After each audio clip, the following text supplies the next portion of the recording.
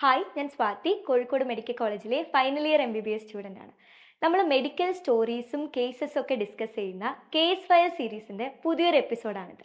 ഇന്നത്തെ എപ്പിസോഡിൽ ഞാൻ നിങ്ങൾക്ക് പറഞ്ഞു തരാൻ പോകുന്നത് ഒരു കുട്ടിയുടെ ഡെത്ത് കോസ് ചെയ്യാൻ മാത്രം റീസൺ ആയിട്ടുള്ള ഒരു സൈലൻറ്റ് കില്ലറിൻ്റെ കഥയാണ്.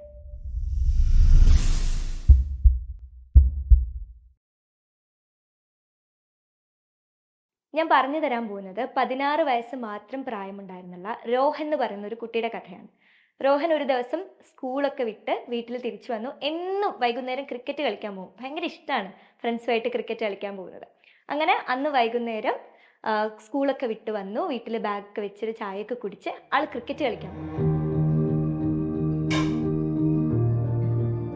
നമ്മുടെ രോഹൻ വിക്കറ്റ് കീപ്പറായിട്ട് നിൽക്കുമായിരുന്നു കേട്ടോ. അങ്ങനെ നിൽക്കുന്നതിൻ്റെ ഇടയ്ക്ക് നമ്മുടെ ബൗളർ എറിഞ്ഞ ഒരു ബോള് അറിയാതെ വന്നിട്ട് രോഹൻ്റെ തലയിൽ വന്നിട്ട് ഇടിച്ചു. ആ ഇടിച്ചതിൻ്റെ ഒരു പ്രഷറിൽ രോഹൻ നിലത്ത് വീണു. ഒരു 5 to 10 seconds രോഹൻ കോൺഷ്യസ്നെസ് പോയിട്ട് അവിടെ കിടന്നു. അപ്പോഴേക്കും കൂടെ ഉണ്ടായിരുന്ന കൂട്ടുകാരൊക്കെ ഓടിച്ചെന്ന് എന്തുപറ്റി രോഹൻ ഓക്കെ ആണോ എന്നൊക്കെ ചോദിച്ചു. ഒരു 5 to 10 seconds ഇങ്ങനെ കോൺഷ്യസ്നെസ് ലോസ്റ്റായി.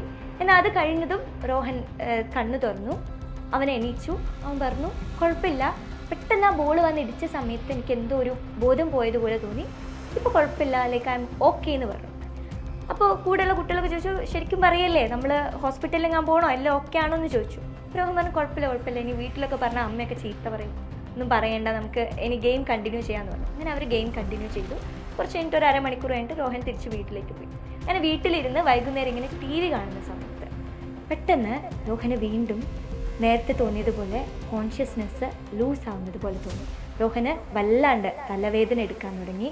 അവൻ്റെ കണ്ണുകളൊക്കെ ഡ്രൂപ്പ് ചെയ്യാൻ തുടങ്ങി. ഒരു പ്യൂപ്പിൾ മറ്റേ പ്യൂപ്പിളിനേക്കാളും ലാർജർ ആവാനൊക്കെ തുടങ്ങി.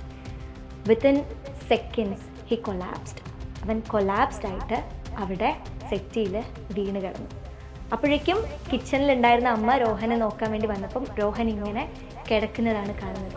അമ്മ രോഹ എന്ന് വിളിച്ചപ്പോഴൊന്നും ആളൊന്നും പറയുന്നില്ല. He's unconscious. അവൻ തിരിച്ചൊന്നും പറയുന്നില്ല. അമ്മ ഓടിച്ചെന്ന് മോനെ രോഹ എന്ത് പറ്റിയെന്ന രീതിക്ക് ഒന്ന് നോക്കുന്ന സമയത്ത് രോഹൻ കംപ്ലീറ്റ്ലി ബ്രെത്ത്ലെസ് ആയിട്ട് ഇങ്ങനെ കിടക്കുമായിരുന്നു. Actually he was dead. ഈ കേസിൽ എങ്ങനെയായിരിക്കും Rohan മരിച്ചിട്ടുണ്ടാവുക?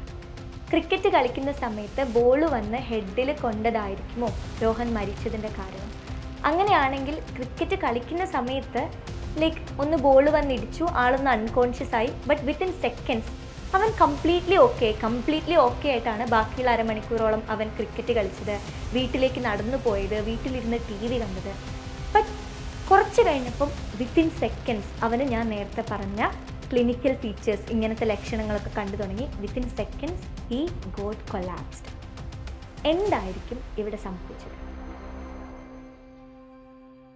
Actually this is A case of extra dural haematoma, അതായത് EDH. EDH എന്താണെന്ന് ഞാൻ നിങ്ങൾക്ക് പറഞ്ഞുതരാം. നിങ്ങൾ ബയോളജി പഠിക്കുന്ന കുട്ടികളാണ്, നിങ്ങൾക്കറിയാം നമ്മുടെ ബ്രെയിനെ കവർ ചെയ്തുകൊണ്ട് 3 ലെയേഴ്സ് ഉണ്ട്: ഡ്യൂറാ മാറ്റർ, അരക്കിനോയിഡ് മാറ്റർ ആൻഡ് പയ മാറ്റർ. ഇതിൽ എക്സ്ട്രാ ഡ്യൂറൽ എന്ന് പറഞ്ഞാൽ ഈ ഡ്യൂറയുടെ പുറത്ത്, അതായത് ഏറ്റവും ഔട്ടർ മോസ്റ്റ് ലെയർ ആയിട്ടുള്ള കവറിങ് ആയിട്ടുള്ള ഡ്യൂറയുടെ പുറത്ത്, എന്നാൽ നമ്മുടെ സ്കൾ ബോൺ, അതായത് ക്രേനിയത്തിൻ്റെ ഉള്ളിൽ ഒരു ഹെമറ്റോമ ഫോം ചെയ്യാണ് ഇവിടെ ഉണ്ടായിട്ടുള്ളത്. ഈ ഹെമറ്റോമ ഫോം ചെയ്യുന്നത് മെയിൻലി നമ്മുടെ മിഡിൽ മെനിഞ്ചിയൽ ആർട്ടറി അല്ലെങ്കിൽ anterior meningeal artery or posterior meningeal ആർട്ടറിക്കൊക്കെ എന്തെങ്കിലും ഒരു ട്രോമ കാരണം റപ്ചർ വരുന്ന സമയത്ത് അതിൽ നിന്നിങ്ങനെ ബ്ലഡ് ഇങ്ങനെ പുറത്തേക്ക് വരാൻ തുടങ്ങും. ആൻഡ് ഈ ബ്ലഡ് ഇങ്ങനെ അക്യുമുലേറ്റ് ചെയ്ത് അവസാനം ഒരു ഹെമറ്റോമ അല്ലെങ്കിൽ വലിയൊരു ക്ലോട്ട് ഫോം ചെയ്യാണ് ചെയ്യുന്നത്. നേരത്തെ നമ്മുടെ രോഹന് ക്രിക്കറ്റ് ബോൾ കൊണ്ട് ഒരു ബ്ലോ കിട്ടിയ സമയത്ത് it was actually a trauma to his ഏതെങ്കിലും ഒരു മെനിഞ്ചിയൽ ആർട്ടറി, അത് മിഡിൽ മെനിഞ്ചിയൽ ആർട്ടറി ആവാം, അതാണ് മോസ്റ്റ് കോമൺ, അല്ലെങ്കിൽ പോസ്റ്റീരിയർ മെനിഞ്ചിയൽ ആർട്ടറി ആവാം, അല്ലെങ്കിൽ ആൻറ്റീരിയർ മെനിഞ്ചിയൽ ആർട്ടറി ആവാം ബേസ്ഡ് ഓൺ ദ പൊസിഷൻ, അല്ലെങ്കിൽ വേറെ ആർട്ടറീസും ആവാം. ഈ ബോൾ വന്ന് ഇടിച്ച സമയത്ത് നമ്മുടെ രോഹൻ പെട്ടെന്ന് അൺകോൺഷ്യസ് ആയതിൻ്റെ റീസൺ സെറിബ്രൽ കൺകഷൻ എന്ന് പറയുന്നൊരു സംഭവം നടന്നതാണ്. സെറിബ്രൽ കൺകഷൻ എന്ന് പറഞ്ഞാൽ ഇറ്റ്സ് ഒരു ഫിസിയോളജിക്കൽ കാര്യമാണ്. അതായത് ട്രോമ വന്ന സമയത്ത് നമ്മുടെ ബ്രെയിനിൻ്റെ ആ ഒരു നോർമൽ ഫങ്ഷൻസ് പെട്ടെന്നൊന്ന് സ്റ്റോപ്പ് ആവുകയാണ്. ആ ഒരു ഇടിയുടെ ഒരു ആഘാതത്തിൽ ഒരു കൺകഷൻ വരികയാണ്. അപ്പോൾ പെട്ടെന്ന് ആൾ അൺകോൺഷ്യസ് ആയേക്കാം. എന്നാൽ അത് കഴിഞ്ഞ് കംപ്ലീറ്റ്ലി ആൾ ഓക്കെ ആവും. കാരണം അത് കുറച്ച് നേരം ഉണ്ടാവുള്ളൂ. ഭയങ്കര ട്രാൻസിയൻ ലോസ് ഓഫ് കോൺഷ്യസ്നെസ് ആയിരിക്കും. വിത്തിൻ സെക്കൻഡ്സ് ആൾ ഓക്കെ ആവും. എന്നാൽ ഒരു മണിക്കൂർ കഴിഞ്ഞപ്പോൾ നമ്മുടെ റോഹൻ ഡെത്ത് ആവാണ് ചെയ്തത്.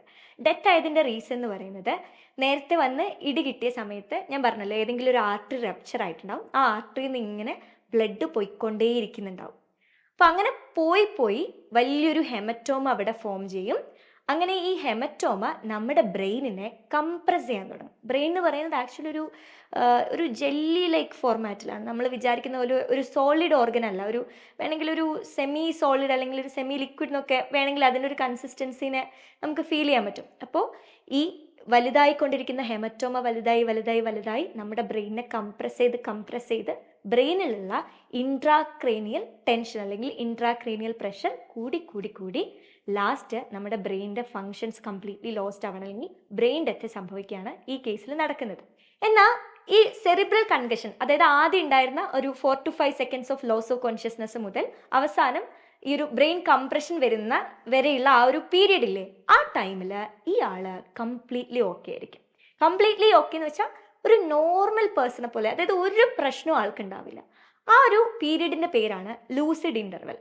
ലൂസിഡ് ഇൻ്റർവെല്ലിൽ ഹി വാസ് കംപ്ലീറ്റ്ലി ഓക്കെ. അങ്ങനെ ഓക്കെ ആയതുകൊണ്ട് തന്നെ അവൻ ഒരു ഡോക്ടറിനെ കൺസൾട്ട് ചെയ്യാനോ അല്ലെങ്കിൽ ഹോസ്പിറ്റലിൽ പോകാനോ ഒന്നും, അല്ലെങ്കിൽ വീട്ടിൽ തന്നെ പറയാനോ അവൻ നിന്നില്ല. ഇഫ് അവൻ ഡോക്ടറിനെ കാണിക്കാൻ പോയിട്ടുണ്ടായിരുന്നെങ്കിൽ എന്ത് സംഭവിക്കുമായിരുന്നു നോക്കാം. ഡോക്ടറിനെ കാണാൻ പോയാൽ CT സ്കാൻ എടുത്ത് നോക്കുകയാണെങ്കിൽ ഡോക്ടർക്ക് എന്തായാലും മനസ്സിലാവും അതൊരു EDHൻ്റെ കേസാണെന്ന്. കാരണം ഒരു ലെൻസ് ഷേപ്ഡ് ആയിട്ട് നമുക്ക് ഈ ഹെമറ്റോമ ആ CT സ്കാനിൽ നമുക്ക് വിസിബിൾ ആവും.